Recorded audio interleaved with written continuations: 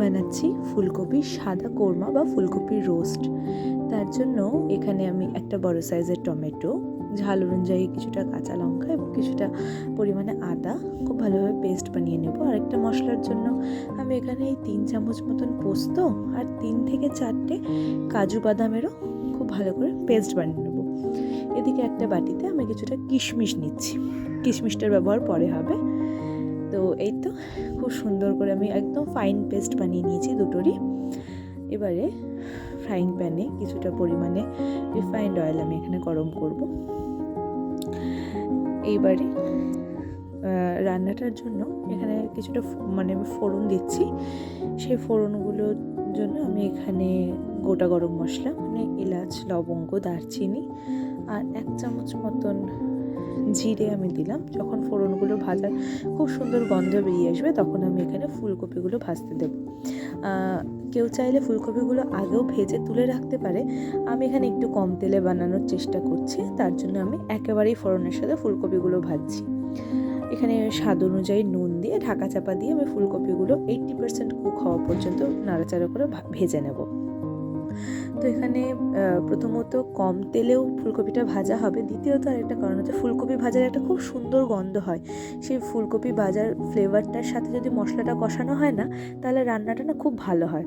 আর যেহেতু আমার কাছে অল্প ফুলকপি ছিল, তার জন্য আমি একেবারেই ভেজে নিই। কেউ যদি হিউজ পরিমাণে করতে চায় তাহলে সেক্ষেত্রে ফুলকপিটা আগের থেকে ভেজে রাখলে রান্নাটা করতে সুবিধা হবে। যাই হোক, এবার ফুলকপিগুলো যখন 80% মতন কুক হয়ে গেছে তখন আমি এর মধ্যে টমেটো, কাঁচা লঙ্কা, আদার যে মশলাটা পেস্টটা সেটা দিয়ে অয়েল সেপারেট হওয়া পর্যন্ত কষতে থাকবো।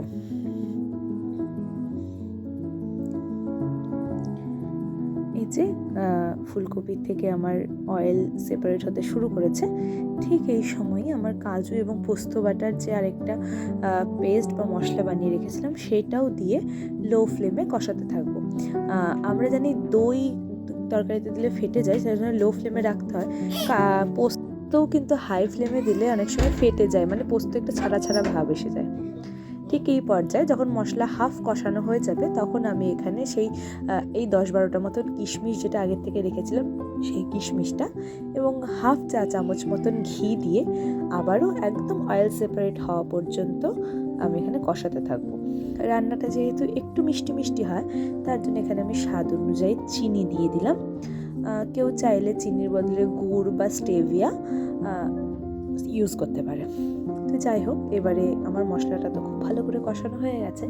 এবারে এখানে গ্রেভির জন্য আমি 1 কাপ পরিমাণে দুধ দিয়েছি। এই রান্নাটাতে দুধের ব্যবহার হয়। রেস্টুরেন্ট বা বিয়েবাড়ি বা যে কোনো অনুষ্ঠান বাড়িতে পুরোটাই দুধে করে। আমি যেহেতু বাড়িতে বানাচ্ছি একটু লাইটও হয়, তার জন্য আমি এখানে 1 কাপ পরিমাণে দুধ, 1 কাপ পরিমাণে জল দিচ্ছি।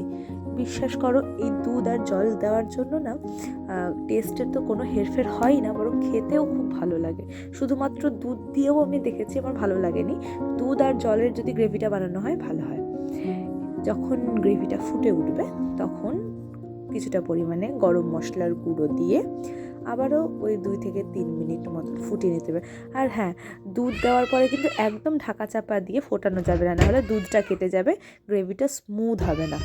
এই যে আমার ফুলকপির কোরমা রেডি। Thank you.